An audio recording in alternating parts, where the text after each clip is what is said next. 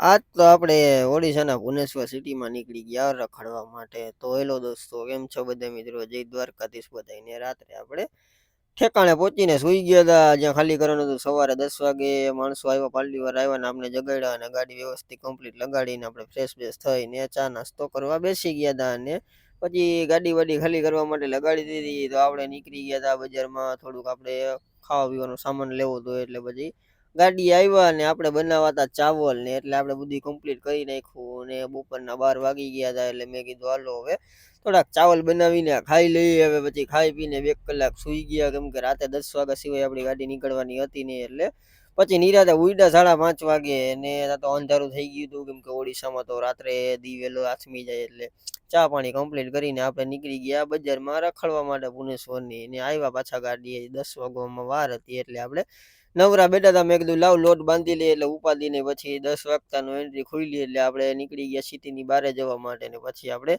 ત્યાંથી નીકળીને જોયું તો ક્યાંય જગ્યા હતી ને વ્યવસ્થિત, તો છેલ્લે આપણે કટક આવી ગયા શક્તિ હોટેલે. ત્યાં પાર્કિંગની વ્યવસ્થિત સુવિધા હતી, એટલે ત્યાં આવીને પછી આપણે ગાંઠિયાનું શાક ને રોટલી બોટલી બનાવી નાખ્યા ને. તો હવે અહીંયા નિરાતે ખાઈ પીને સુઈ જાય. તો હવે મળીએ નેક્સ્ટ વિડીયોમાં.